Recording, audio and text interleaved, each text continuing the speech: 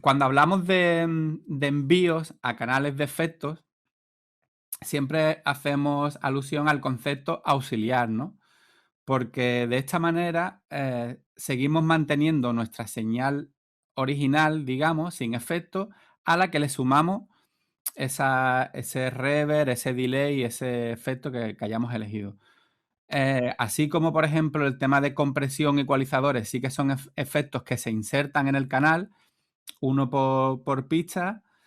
En este caso sí que lo vamos a hacer, pues eso, ¿no? Con un canal auxiliar y tendremos un control sobre el efecto, ese mismo sonido tal cual, sin efecto, y entonces nos va a ayudar a tener muchas más opciones, ¿no?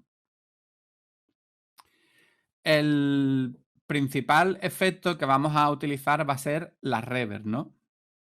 Que como ya supongo que sabréis, pues bueno, es un fenómeno que consiste en que el sonido tiene una ligera permanencia una vez que la fuente original ha dejado de sonar, ¿no?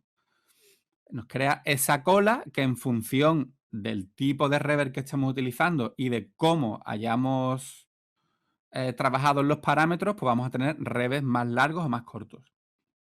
El mundo del reverb es un mundo realmente muy interesante.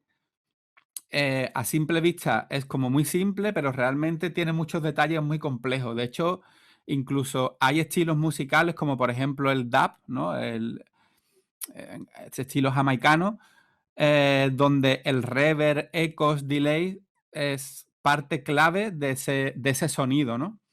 Entonces, bueno, básicamente, la reverberación nos va a permitir meter todos esos instrumentos, todos esos elementos en un mismo plano y además nos va a dar posibilidades de dar prioridad, de manera que aquellas cosas que queremos que estén en primer plano, pues utilizaremos reverb diferentes o sea, no es lo mismo una voz principal que, por ejemplo, un coro, ¿no? Entonces, podemos darle distintas prioridades en función del tipo de reverb y sobre todo de los parámetros que utilicemos en esa reverb en concreto. Eh, Básicamente, las reverb se basan en, por un lado, aquellos efectos que simulan espacios reales, como puede ser una habitación, un estudio, una sala de conciertos, una catedral, ¿no? El cathedral, que es como el reverb más grande de todo, el más exagerado. Pues bueno, haría alusión, pues eso, ¿no? A si nos ponemos en una catedral y hablamos o damos un grito, ¿no? Vamos a tener mucha más efecto que si lo hacemos en una sala de conciertos, o sea, en un estudio, en una sala concreta para grabar, pues no sé, voces o baterías, etcétera. Entonces, vamos a ver algunos tipos de reverb concretos. Voy a enseñaros algunas fotos para que también nos hagamos una idea, ¿no? Que creo que también verlo de manera visual ayuda bastante. Y por otro lado tendríamos reverb creados de manera artificial.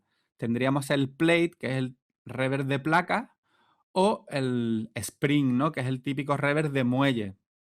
Es muy usado en muchos amplis de guitarra, como por ejemplo el mítico Twin Reverb, ¿no? El amplificador Twin Reverb de Fender tiene ese sonido de reverb muy característico, ¿no? Y que incluso en muchas grabaciones se ha utilizado de manera muy exagerada o incluso lo que es el sonido de los muelles vibrando dentro del ampli, ¿no?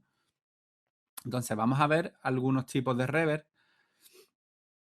Aquí tendríamos, por ejemplo, un chamber que normalmente pueden ser salas de metal, de azulejos y a la que se le ponen distintos placas o distintos objetos para conseguir diferentes reflexiones, ¿no? O sea, a veces pues los chambers son como muy generan armónicos, generan unos sonidos que le agregan al sonido original, o sea, como que no, a veces no son muy limpios, pero eso precisamente es una de esas características que le da ese encanto, ¿no?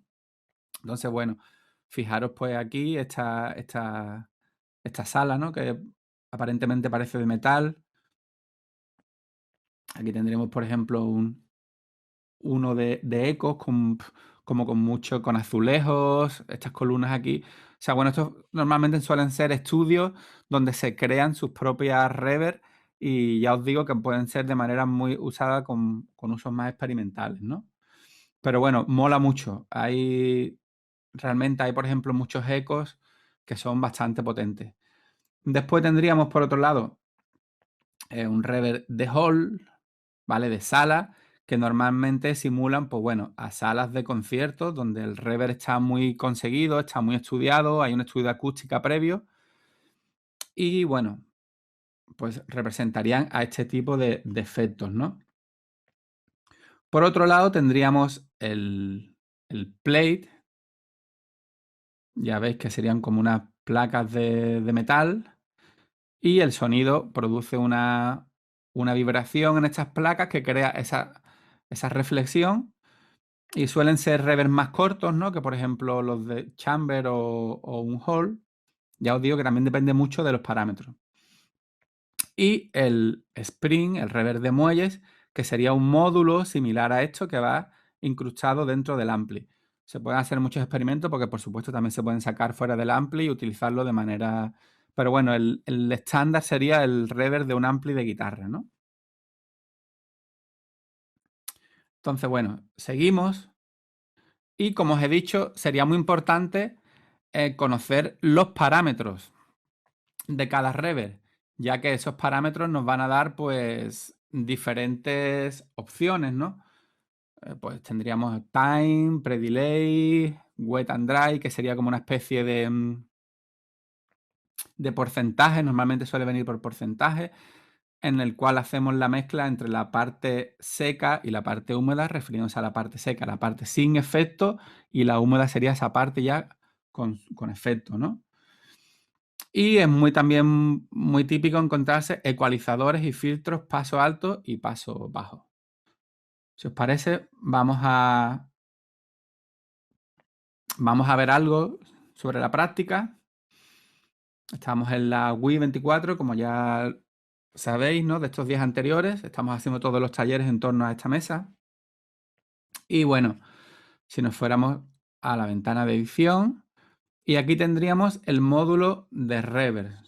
En este caso serían Lexicon, y tenemos varios tipos de reverb, ¿no? En este caso tendríamos esta voz. Not mine anymore. Not mine anymore. Esta sería la reverb, o sea, la voz sin efecto. Is dead. Everything it's true. Esto sería un hall. Ages ago, Esta de aquí I sería un put hall, this message in a bottle. ¿vale? And through the Este sería ocean now. nuestro envío, ¿no? Podemos hacer un envío tenemos 4 envíos diferentes que compartimos y cada canal tiene su propio envío. Entonces, vamos a ver los parámetros. Por un lado tendríamos el time, ¿vale? Que suele ser la duración de esa cola, ¿no? De esa reverberación. Vamos a poner la voz y lo voy a exagerar y lo voy a quitar para que veáis un poco la diferencia. Time is dead. Everything it's Time true. al máximo. Ages ago, I put this message in a bottle. Notáis la diferencia, And ¿verdad? through the ocean, now it's in your hand. Por otro lado tendríamos el pre-delay, que sería el tiempo que existe entre que el sonido directo, o sea, el sonido limpio, deja de sonar y empieza la reverberación. Not mine anymore. Not mine ¿Veis la anymore. diferencia, verdad? That I promise that everything that's true. Y por otro lado, pues tendríamos un porcentaje de agudos de la reverberación, otro porcentaje de graves, puede venir también un ecualizador, o sea, en cada marca lo ponen de una manera diferente. Estamos hablando evidentemente de reverbs digitales. Y por otro lado tendríamos un filtro paso alto y un filtro paso bajo. Vale, una opción, por ejemplo, bastante buena para lograr esa reverb, si queremos darle unas vueltas, ¿no? Puede ser ponernos Not nuestra voz, nuestro efecto en pre. promise that everything's true. De esta manera estamos escuchando solo el efecto. Ages Lo explicaré ago, después, pero bueno, this ya que message ha salido, in a pre y post, ¿vale? bottle, Prefader y postfader. ¿Qué and significa? through Bueno, the el prefader es para que ocean, now it's tenemos el in sonido your de manera que no me hands. afecta el volumen Ages de la pista ago, concreto, o sea, and el right fader, in the mientras si lo ponemos middle en of postfader, your battle. yo necesito que haya volumen aquí. Now is your song not mine Mientras que si lo pongo en pre, anymore. Not no mine necesito este volumen. O sea, el anymore. envío lo estamos But haciendo I antes de que pase por el fader. Por eso se promise llama that prefader, ¿vale? Esto, bueno, es everything's algo simple, true. pero es conveniente que quede claro. Entonces, en el caso de que queramos Ages trabajar con la ago, reverb like claramente this y ya después hacemos la message mezcla entre in a sonido original y bottle. el efecto, lo ponemos en And prefader. through the Aquí ya solamente ocean, tendríamos el now efecto. it's in your Y vamos a hands. ver con el ecualizador. Ages ago, and right in the middle of your Notáis, ¿no? La ecualización, ¿verdad? battle. Now is your song not mine anymore. Y los filtros paso alto y Not paso bajo. mine anymore. But I promise that everything's true. ¿Vale? Aquí estaríamos haciendo un filtro paso alto hasta, por ejemplo, 100 hercios. Y bueno, el ecualizador del reverb es muy importante. Yo creo que es fundamental para intentar que, por ejemplo, muchas veces, sobre todo el principal problema lo tenemos en las frecuencias graves. No nos cree una pelota de reverb que nos crea un poco nos ensucia la mezcla, ¿no? Entonces, un filtro paso alto es muy útil y si después creemos oportuno ecualizar un poco ese reverb, pues también nos viene bien. Pero sobre todo un filtro paso alto es muy importante y un filtro paso bajo de manera reducida también nos puede venir bien para intentar em, depurar un poco todas esas frecuencias más altas, ¿no? Así que bueno, vamos a suponer que tendríamos un efecto tal que así.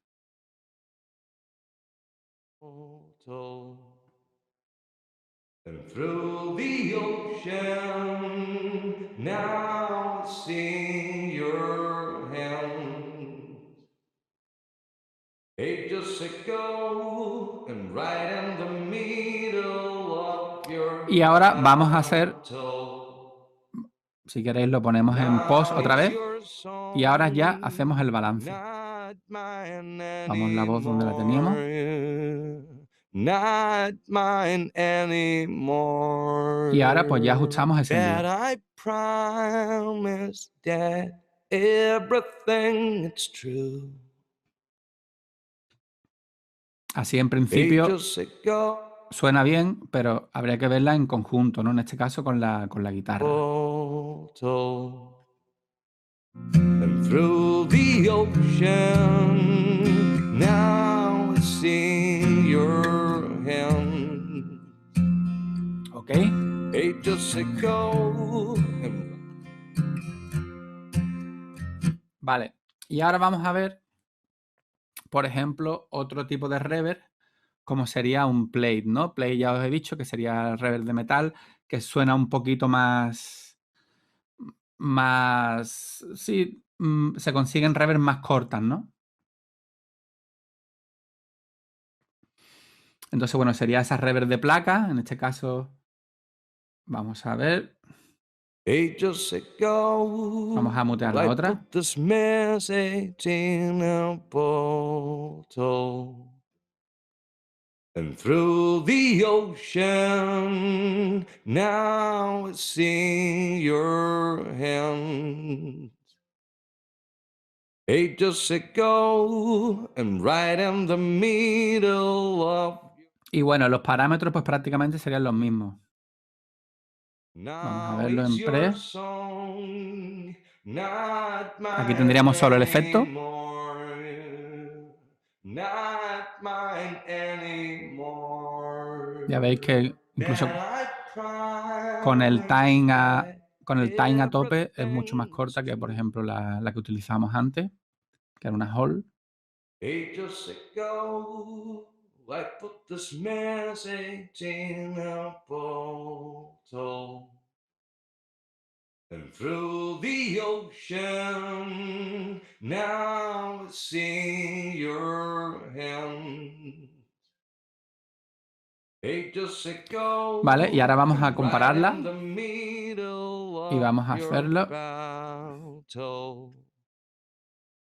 Now is your song, not mine anymore.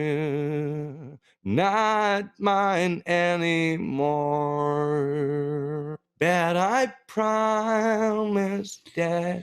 Entonces, bueno, ya sería pues buscar lo que queremos, ¿no? Ya os digo que depende también mucho del estilo, por supuesto del tiempo, de la velocidad, nos va a dar a utilizar reverb más cortos, o sea, la velocidad de la canción nos va a permitir utilizar reverb más cortos o más largos y perfectamente se pueden combinar distintos tipos de reverb. A mí, por ejemplo, me mola combinar un plate y un hold en la voz o incluso en la batería. Quizás con el play darle un poco más de, ¿sabes? Un poco más corto y con el hold darle un poco más de cola, ¿no? Entonces, bueno. Not mine anymore.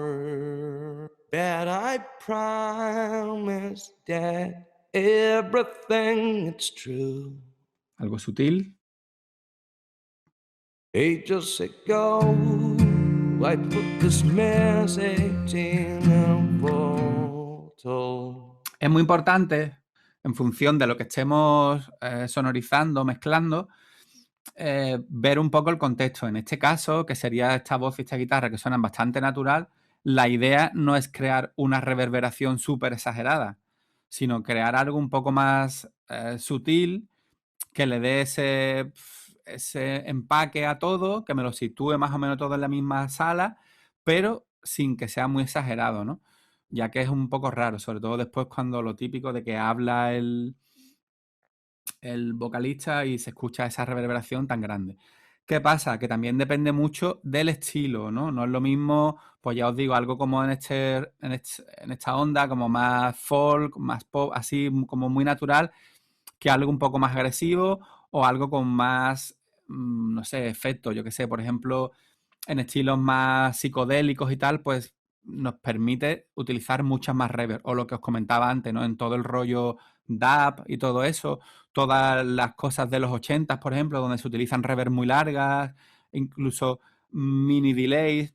También fue muy famoso, pues, en el rock and roll, ¿no? En los años 50 y tal, utilizar efectos tipo slap delay, ¿no?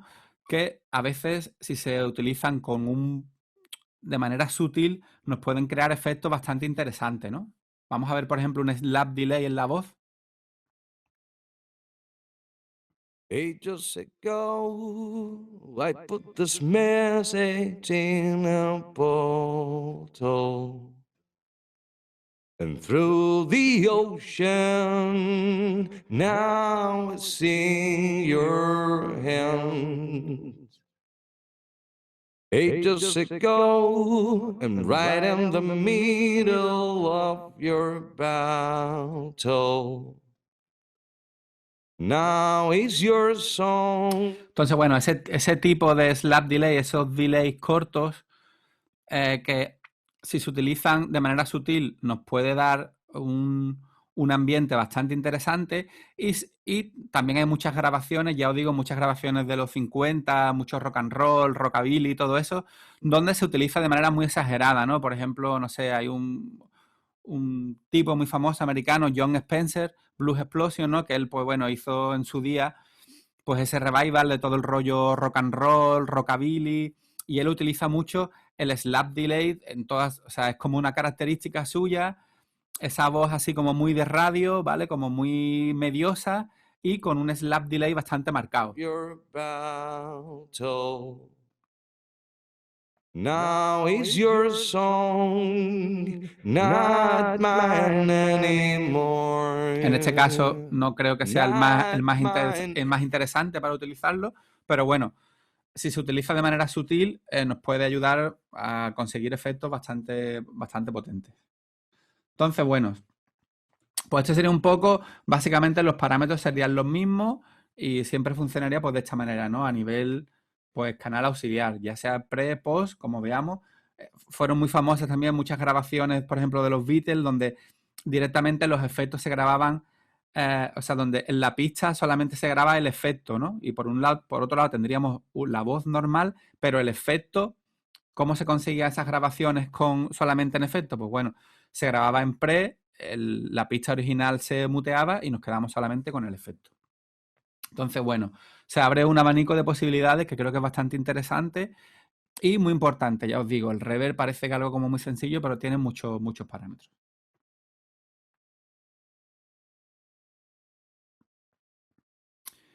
Otra manera de hacer envíos auxiliares y también muy básica, o sea, muy importante en los conciertos, serían pues envíos a través de canales auxiliares, que normalmente se utilizan para el monitoraje de los músicos, ya sean, pues bueno, en todos los diferentes tipos de monitores que se pueden usar.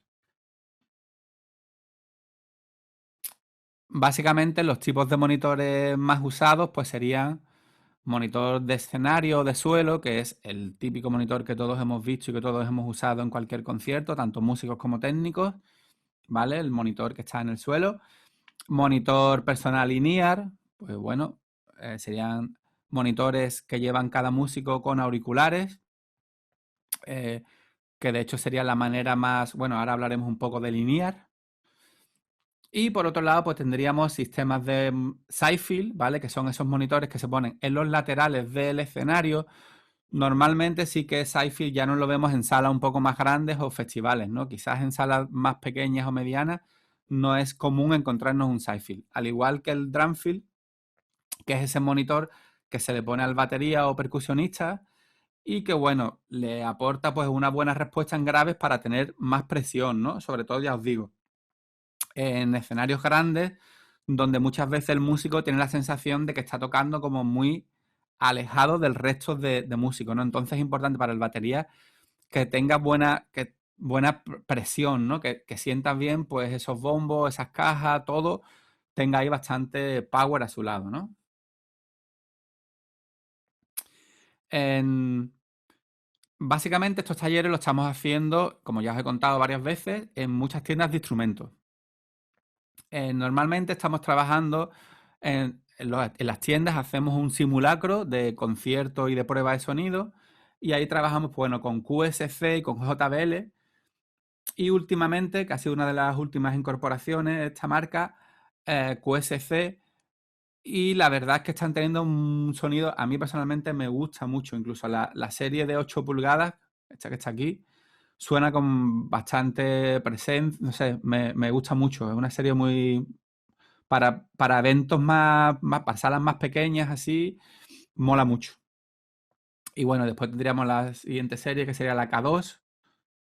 Y por otro lado tendríamos la JBL, tanto la serie E.ON 600 como PRX, ¿no? Que también nos permiten, pues bueno, tenemos sub y tenemos incluso monitores pues de 2 a 3 vías y bueno, ya JBL sí que es como casi un clásico y en PEAs de mayor tamaño. Y bueno, ya os digo que en estos directos, en estos talleres que estamos haciendo en directo, combinamos, ¿no? Tanto JBL como QSC. Aquí tendríamos la serie de JBL Bluetooth, se puede controlar vía Bluetooth e incluso reproducir música y tal vía Bluetooth, cosa que es bastante interesante. Y bueno, algunos consejos prácticos interesantes a la hora del monitoraje, ¿vale? En directo, pues sería, porque claro, muchas veces tenemos, la mayoría de problemas que tenemos en directo, de acoples y de que los músicos no están a gusto tocando, ¿no? Pues básicamente suelen venir de los monitores. Hay muchas cosas que dependen, pero hay otras cosas que son muy sencillas y solamente hay que dedicarle un poco de tiempo en el montaje y en la prueba y nos van a ayudar bastante a que, a que ese concierto se desarrolle de la manera más satisfactoria para todo el mundo, tanto para el técnico como para los músicos y, por supuesto, para la audiencia, ¿no? Entonces, bueno, lo primero es importante saber que las ondas sonoras, las diferentes frecuencias, tienen una direccionalidad diferente. O sea, los agudos se propagan de manera mucho más direccional que los graves. Por lo tanto, un ampli de guitarra va a ser mucho más direccional que un ampli de bajo. ¿En qué nos puede ayudar eso? Pues, por ejemplo, algo tan simple como a la hora de posicionarnos nuestro ampli de guitarra o nuestro monitor de referencia en el escenario, es importante que ese monitor esté inclinado directo hacia los oídos, ¿no? La cabeza del músico. No nos vale de nada un monitor a toda hostia si está apuntando a los pies o a las rodillas del músico.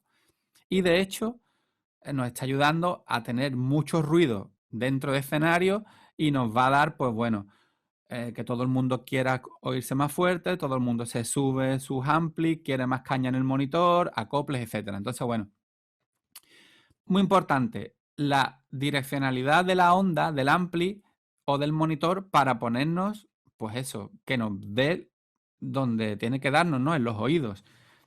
Tanto, yo siempre cuento un poco el caso pues de un guitarrista que viene con su Twin Reverb, su Jaguar, todo perfecto, todo suena brutal, pero se pone el ampli pues pegado en el suelo, mirando para abajo. En el caso de los Twin Reverb sí que es verdad que tienen unas patas que nos permiten direccionarlo hacia arriba, que eso mola mucho. Pero otros amplis no tienen esas patas, entonces es importante siempre inclinarnos un poco el amplificador de guitarra en este caso para que esa señal, que como ya os he dicho, media aguda son mucho más direccionales, nos dé o le dé al músico en los oídos, ¿no? Entonces, creo que es mucho más interesante, ya que tenemos un ampli bueno con instrumentos buenos, oír el sonido original que sale directamente de ese ampli. Evidentemente, esto sobre todo es aplicable a salas medianas pequeñas, a un festival o sea, un escenario de un festival, ahí lo tenemos un poco más complicado, ya que, bueno, pues las medidas son mayores, ¿no? Pero en una sala pequeña mediana, pues interesante eso. Perder un poco de tiempo en posicionar nuestro ampli que nos dé bien. Esto nos va a ayudar a que quizás no nos va a hacer falta ni siquiera sacar nuestra guitarra por el monitor. Cosa que va a ayudar a tener más limpieza en el escenario y además es una pena tener ese ampli y esa guitarra que suena brutal para sacarlo por un monitor de escenario que nos encontremos en la sala donde lleguemos, ¿no? Entonces, bueno. Y por otro lado, pues el monitor igualmente. Posicionarlo de manera que nos dé al oído, o sea, no ponerlo, pues que lo que os he dicho antes, ¿no? No nos vale de nada que nos apunta a los pies y tengamos el ampli a todas hostias y no paremos de decirle al técnico que nos dé más volumen. Entonces, bueno, es algo muy simple y que realmente es importante. Y por otro lado, la posición del monitor con respecto al micrófono. Esto sobre todo para los vocalistas o los micrófonos de vocalistas, o guitarristas, coros, etcétera. Si estamos utilizando un micrófono cardioide, como por ejemplo un Shure SM58, lo ideal es que el monitor le dé por detrás al micrófono. ¿Por qué? Porque esa es la parte donde el micrófono capta menos sonido. Fijaros, aquí tenéis el ángulo de captación de ese micrófono cardioide en forma de corazón, y esta parte justo es la zona donde menos capta. Pues entonces el monitor que apunte a esa zona. Evitaremos, pues, problemas de acople. En el caso de un micrófono supercardioide, como por ejemplo el Beta 58, lo ideal es poner el monitor inclinado. De esta manera, el sonido le va a entrar al micro por la parte por donde menos capta, ¿no? Entonces, estos detalles son detalles realmente simples, no son muy complicados y que nos van a ayudar después a tener bastante problemas. Muchas veces, aún así, no podemos tener problemas, pero bueno, si vamos haciendo pequeños pasitos, creo que podemos llegar a soluciones más óptimas, ¿no? Y otra cosa importante respecto al tema de monitor, yo creo que es siempre importante en las pruebas de sonido, una vez que ya hemos sonorizado todo, ya tenemos todo, más o menos una premezcla hecha, ya sabéis que las mezclas siempre se van haciendo durante el concierto, nunca se quedan intactas, es muy difícil, ya que después, pues bueno, con el público y tal, todo va cambiando un poco, pero bueno, imaginamos que ya tenemos una mezcla prehecha y es importante hacer una prueba solamente de monitores, o sea, incluso bajando la PEA todo lo que podamos, incluso hacer pruebas quitando la PEA por completo. Sí, y ver cómo se sienten los músicos. Es muy importante siempre que el músico esté a gusto tocando, eso es fundamental. Entonces, quitando la PEA nos va a ayudar a que ellos escuchen la sensación real que tienen dentro del escenario, ya que siempre la PEA nos va a dar, pues, nos va a reforzar el sonido y como después vamos a tener, como ya os he dicho, esos cambios por el público y tal, pues es importante porque es muy típico de hacer una prueba de sonido, todo el mundo súper contento y después en la hora del concierto los monitores han cambiado por completo, ¿vale?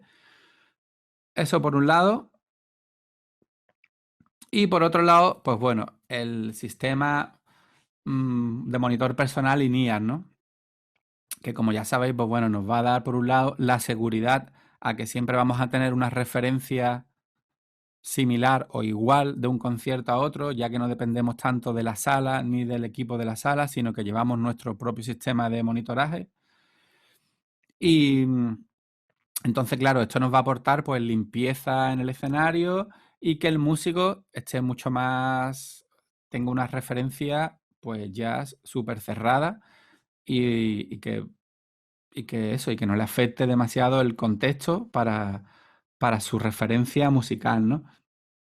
En este caso tenemos aquí una foto del PSM 300, que sería dentro de la serie PSM de Shure, pues sería pues estaría la 300, la 900 y la 1000 serían un poco las más utilizadas. Tenemos también la 200 que sería un poco inferior y la 300 sería como el clásico más utilizado en sistemas, o sea, por bandas semiprofesionales, ¿no? Y una cosa interesante es que nos permite enviarnos una mezcla estéreo, ¿vale? Y con el Mix Mode pues podemos personalizar un poco esa mezcla. Ahora os voy a poner un pequeño vídeo donde se ve claramente cómo funciona todo el tema de INEAR, ¿no? Así muy simple. Y bueno, y tendríamos pues dos modelos de receptores, ¿no? Con diferentes características. Uno sería, pues este sería más el P3RA sería un modelo más metálico, más robusto, con un display digital, tiene un ecualizador, mientras que el P3R pues sería un modelo más, pues pesa menos, es de plástico y no tendría el display de esta manera, ¿no? Así que bueno, vamos a ver un poco. Esto dura 1 minuto 20, o sea que y así os explico algunas cosas. Lo primero que tendríamos que hacer sería hacer un escaneo de radiofrecuencia. ¿Para qué? Pues para que el dispositivo nos indique qué radiofrecuencia es la más óptima en ese momento. Importante hacer el escaneo en el lugar donde vamos a estar, donde se va a poner a tocar el músico y con todo lo que vaya a estar encendido en el mismo momento, ¿no? Por ejemplo, ya sabéis que, bueno, que hay muchas cosas que nos pueden perjudicar a la hora de las radiofrecuencias, ¿no? Pues desde,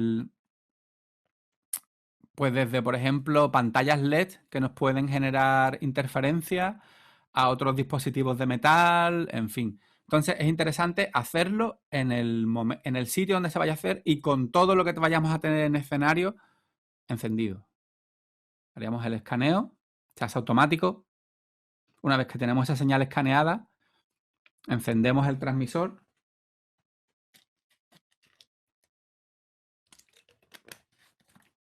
Y con un infrarrojo, dándole a sync, automáticamente se sincroniza transmisor-receptor.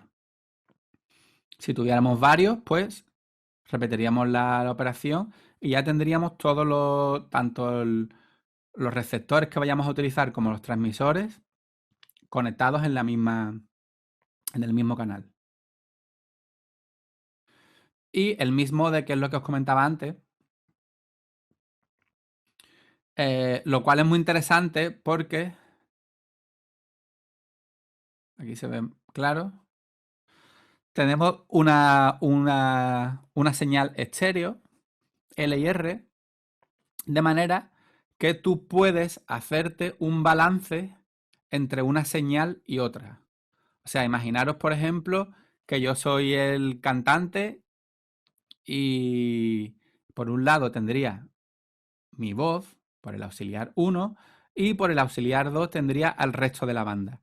Yo durante el concierto, de manera muy sencilla, con una pequeña ruedecita que tiene o en el display, puedo hacer un balance si necesito más voz o bajar un poco pues el resto de la banda, ¿no?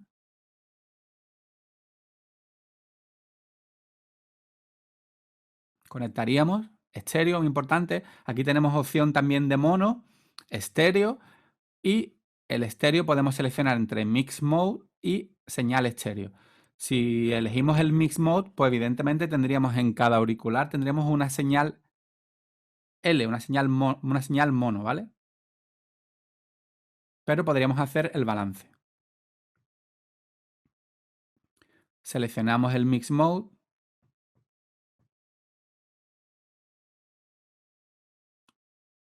Y con esta rueda tendríamos el balance de manera muy simple. En la Spectre RA seleccionaríamos igual en el display. Una vez que hemos entrado en Mix Mode, con los botones, pues igual haríamos ese balance.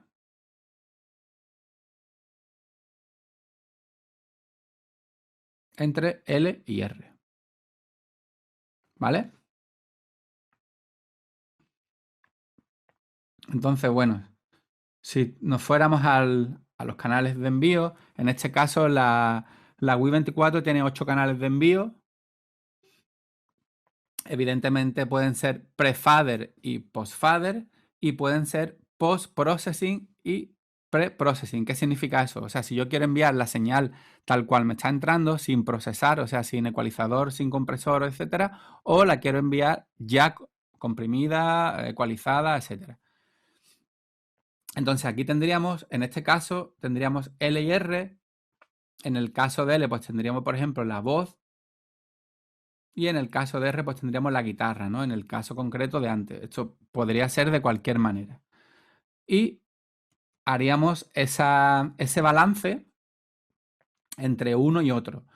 La Wii 24 tiene una cosa bastante similar, que sería el More Me. ¿Qué significa esto del More Me? Pues bueno, tú asignas un canal auxiliar. En este caso yo he asignado el canal 3, sería mi canal My Out, ¿vale? Aquí. Y la voz sería el canal Mi. De manera que cada músico puede tener un control de su monitor. Puede ser el Mi, puede ser la guitarra, puede ser el bajo, puede ser el teclado. Y el resto de instrumentos estaría en la otra zona. Entonces, como desde la Wii tú puedes dar accesos o sea, puedes dar privilegios en los accesos, tú puedes dejar que los músicos, por ejemplo, solamente puedan controlar el More Me. Así evitamos alguna liada en directo de que te toquen, pues bueno, cualquier envío, cualquier ecualización, etcétera. Y cada músico con este gráfico, desde su propio móvil o tablet o lo que sea, puede ir haciéndose pues una mezcla a su gusto en su monitor, ¿vale? Ya sea INEAR, ya sea monitor de escenario. Es muy sencillo. O sea, la mezcla es la misma. En este caso, bueno, esto por ejemplo es una de las cosas que en los talleres, en las tiendas sí que lo podemos hacer bien, porque normalmente conectamos una PEA y también conectamos monitores, ¿no? Entonces todas estas cosas las vemos muy claras. Aquí es más complicado porque, bueno, solo tengo asignado a Zoom el LIR del máster. Pero bueno, es una manera de tener pues un control sobre si quiero más voz, pues evidentemente subo mi voz y bajo lo otro. ¿Vale? Es una manera muy sencilla. Y bueno, esta sería la serie PSM900 y la PS1000, que serían las series ya como súper profesionales, que bueno, pues nos van a más sistemas simultáneos por banda, mayor ancho de banda de sintonización, ¿no? El filtrado de radiofrecuencia reduce las interferencias, está mucho más depurado. Tiene el modo QE. El modo QE tú puedes asignar, sobre todo para el técnico, es muy útil, ya que tú puedes asignar los QE de todos los receptores que hay en el escenario y tú puedes en cualquier momento oír lo que está escuchando, pues el batería, el bajista o quien sea, ¿no? Que para cualquier problema viene muy bien. Cualquier señal extraña del músico, tú dices, a ver, batería, papá, con el QE te vas al monitor del batería y tú estás escuchando en tu INEAR lo que él está escuchando. Entonces, bastante potente para ese tipo de cosas. Y bueno, y la PSM1000, pues aparte se puede conectar por cable de red y podemos trabajar con un programa de administración de frecuencias y tal de Shure que se llama el Wireless Workbench. Y bueno, sería la serie super top, ¿no? La serie, pues el PSM1000, yo qué sé, la serie que utiliza Madonna, ¿no? Y bueno, otra cosa muy importante serían los subgrupos. ¿En qué consiste eso de los subgrupos? Pues bueno, básicamente nos va a ayudar a controlar con un solo fader un conjunto de pistas, ¿no? Es muy común el caso de la batería, donde nos hacemos un subgrupo de batería, la cual yo puedo manipular con un solo fader y además puedo también hacer una compresión de ese grupo, una ecualización, un envío de efectos, etcétera. Entonces tendríamos dos maneras de agrupar, ¿no? Por un lado tendríamos subgrupos y por otro lado tendríamos grupos VCA, cuya principal diferencia es que en un subgrupo sí que estamos haciendo un envío, ¿vale? Estamos haciendo un ruteo de la señal hacia otro canal, mientras que en un grupo VCA realmente lo que estamos es generando un control remoto de un fader hacia las pistas que queremos que estén en ese subgrupo, en ese grupo VCA, ¿no? El grupo VCA no puede comprimirse, no puede manipularse, simplemente de control. Normalmente en las mesas grandes suelen tener como, aunque tenga en el resto de canales tienes que ir por páginas, suelen tener como los faders de los VCA muy a mano. Entonces eso nos ayudan bastante a ir a poder manipular rápidamente un grupo de instrumentos, ¿no? Entonces, bueno, si nos vamos, por ejemplo, aquí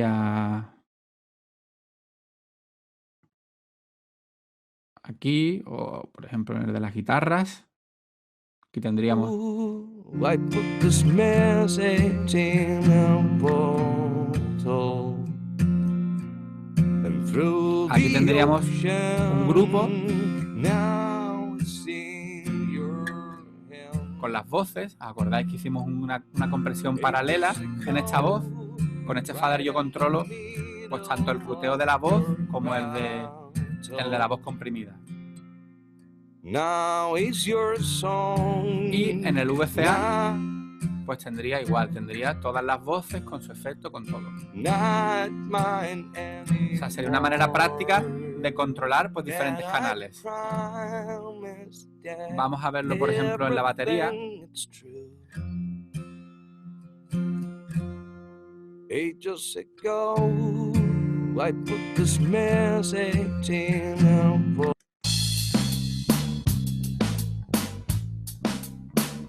Y aquí tendríamos, pues, ¿vale? con un solo fader controlo toda la batería.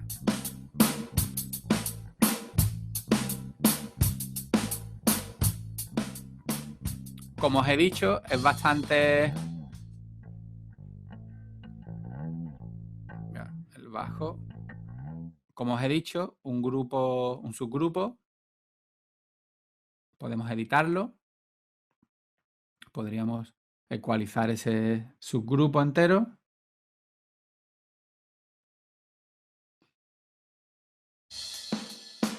¿Vale? Podríamos comprimirlo también. ¿Vale? Podríamos hacer todo tipo de ediciones en ese subgrupo. Mientras que en un grupo VCA no me da esas opciones, ¿vale? Si nos metemos en Edit, no tengo parámetros para, solamente me sirve para tener todos esos faders controlados. Otra cosa importante que antes no he nombrado, que serían los canales auxiliares, se pueden convertir en matriz, ¿vale? En matrices.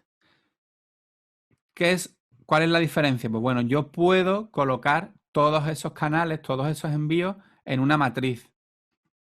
Y muy importante, el máster. O sea, todos los envíos, sería como una mesa dentro de la mesa, donde yo tengo todos esos envíos de subgrupos, de auxiliares y de máster. Claro ejemplo para utilizar, por ejemplo, una matriz, pues podría ser, estamos sonorizando un concierto y están grabándolo en vídeo y nos dicen, oye, ¿me puedes sacar un LIR para grabar el sonido del concierto? Pues con una Matros, por ejemplo, le podemos mandar el sonido. Otro ejemplo claro sería si tuviéramos varias salas y tenemos otra P en otra sala paralela y no queremos linkearlo, digamos, al master, sino que queremos tener otro control independiente, pues de esta manera tendríamos control de ese envío. También se suele utilizar, pues bueno, para otro tipo de sacar frecuencias subgraves, en fin, ya tenemos aquí como diferentes opciones que se nos pueden, que es útil, ¿no? Siempre nos va a ser muy útil. Y bueno, aquí tendríamos diferentes opciones, pues a la hora de copiar las configuraciones de los envíos, ¿no? Aquí podemos decirle que me copie de los envíos general o del auxiliar 1, o sea, tenemos infinidad de opciones dentro de los auxiliares.